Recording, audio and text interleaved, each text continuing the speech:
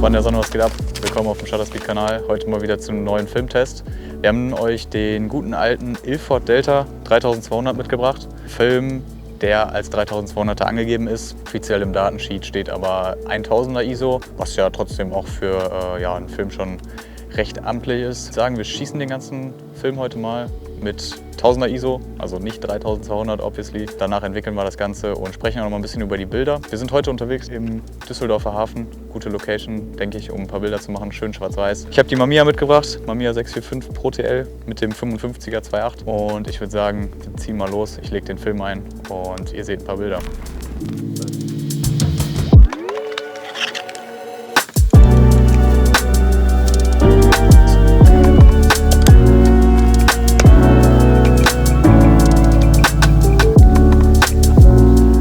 Der liebe Ferdinand natürlich heute hinter der Kamera ausnahmsweise mal, weil er immer wieder keinen Bock hatte, schwarz-weiß zu schießen.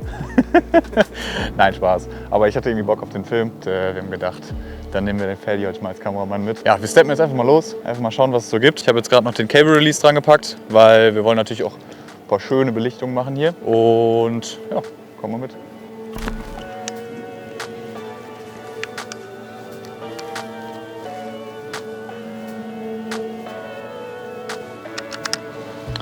So, keine Multi-Exposure, immer gut. So, und dann würde ich sagen, erster Frame, Abfahrt.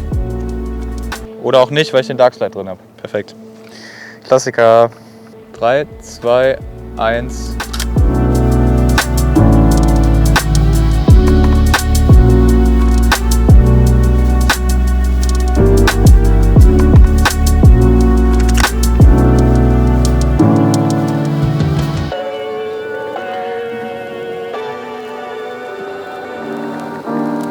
Freunde, das könnte der Shot werden, aber wir haben jetzt hier 15 Sekunden Exposure. Dafür muss der Ferdi jetzt mal bitte eben das Licht ausmachen. Nochmal. 34, 35.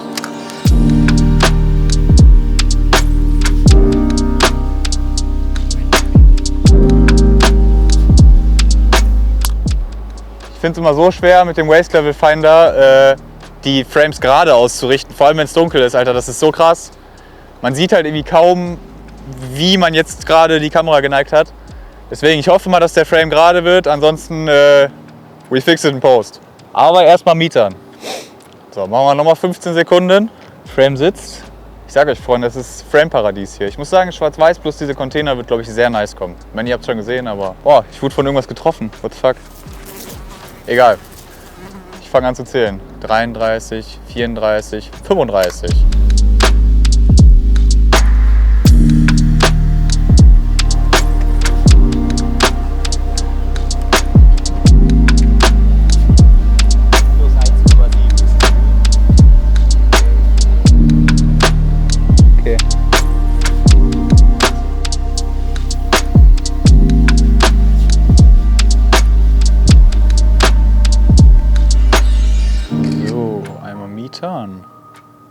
Blende 8, ISO 1000, 3 Sekunden haben wir da nur.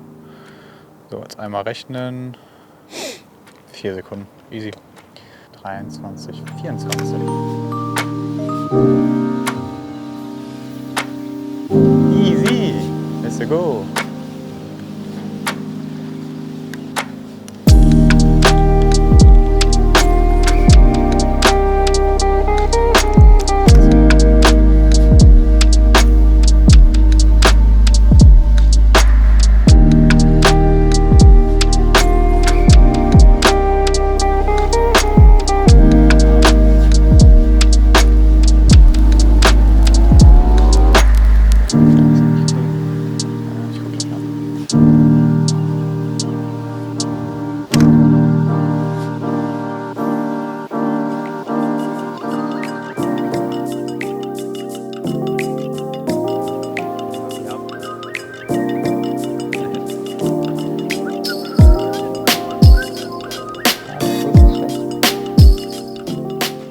Freunde, ich muss jetzt noch mal eben kurz hier einmal ausrechnen. Das Meter hat mir nämlich 10 Sekunden ausgespuckt.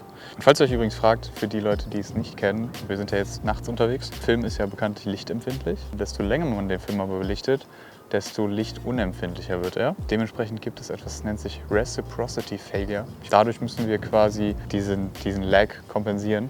Und dementsprechend rechnet man das Ganze, was das Meter ausspuckt, hoch 1,3. Und ich habe jetzt die 10 Sekunden hoch 1,3 gerechnet und dementsprechend landen wir jetzt bei knapp 20 Sekunden ungefähr. Das heißt, ich muss jetzt den guten Shot hier, 20 Sekunden Expose. Und ich würde sagen, das machen wir jetzt mal. Ja, das ist cool. Easy. 30, 39, 40.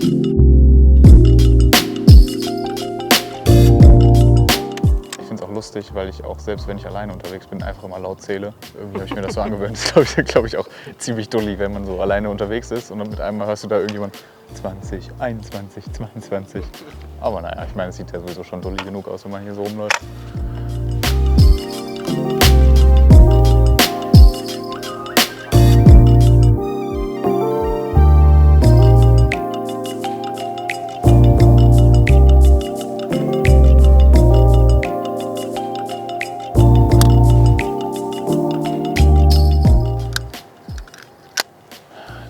Eins, 21, 22, 23.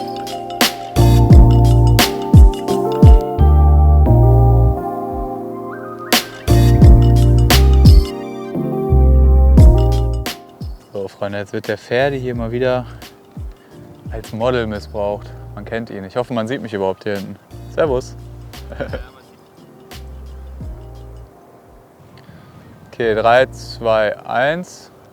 1, 2, 3, 4.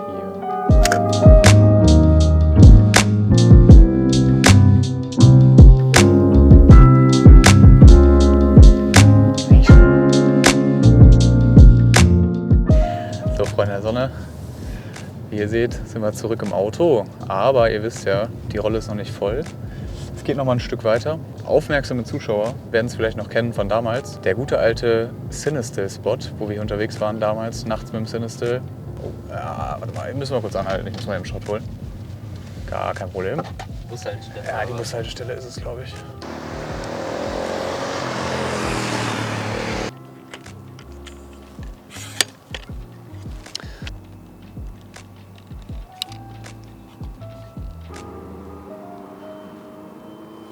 Wir haben 1 Sekunde. 3, 2, 1.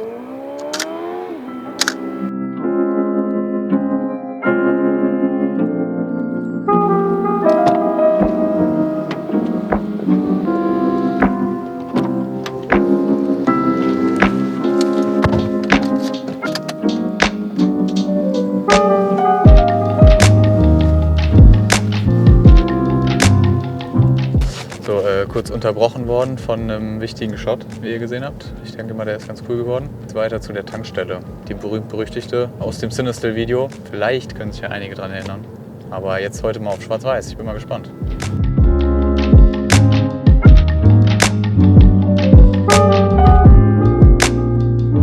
Und jetzt eine Achtel. Einmal hinhören. 3, 2, 1.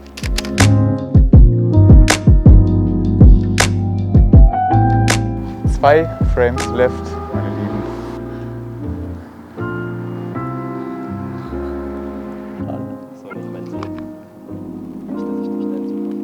3, 2, 1.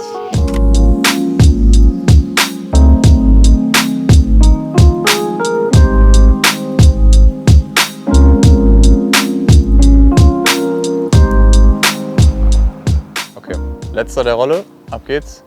3, 2, 1. 33, 34, 35.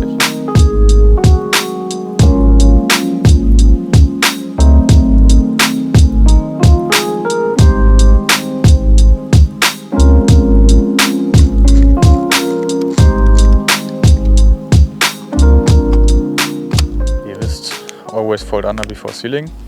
Macht ihr es euch zu Hause beim Entwickeln leichter und im Lab auch. Kennt das Ganze. Und dadurch, dass wir hier Mittelformat haben, einmal Licki Licki.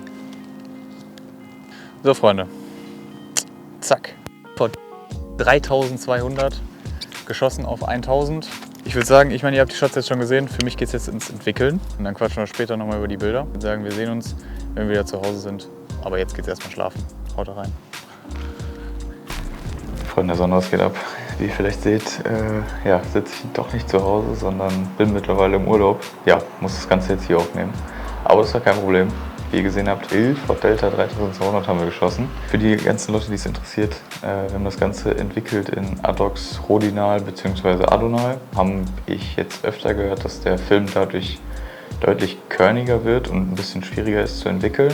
Muss ich aber jetzt persönlich sagen, habe ich nicht die Erfahrung mitgemacht. Also ich finde, vom Korn her war der top. Und auch vom Entwickeln her, also die Negative waren nicht extrem dünn oder so. Ich fand auch generell den Film zu entwickeln jetzt nicht unbedingt schwierig. Also ich hatte, glaube ich, jetzt mit 12 Minuten waren es, meine ich, gearbeitet. Und bin sehr, sehr zufrieden mit den Ergebnissen. Ich muss zwar sagen, auf 1000, vielleicht ist er mir ein bisschen nicht kontrastreich genug. Ich meine, wir haben das ja jetzt auch perfekt belichtet und so. Wir hatten zum Teil Belichtung von 20 Sekunden, 30 Sekunden. Wenn man den da vielleicht noch ein bisschen underexposed, könnte er noch ein bisschen cooler kommen.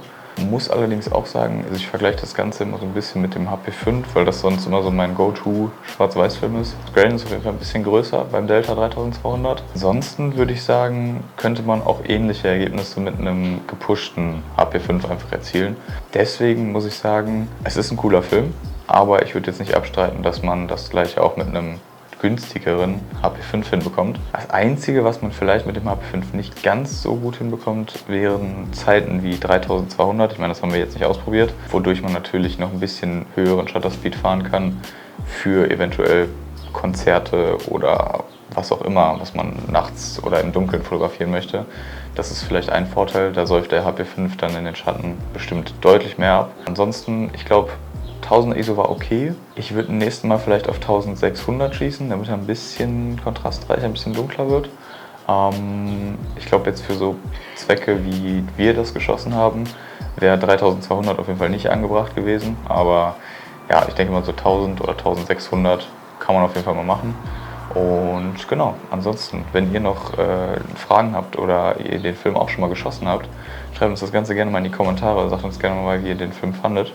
Und ansonsten würde ich sagen, wir sehen uns beim nächsten Mal, wenn es wieder heißt, neue Episode Shutterspeed.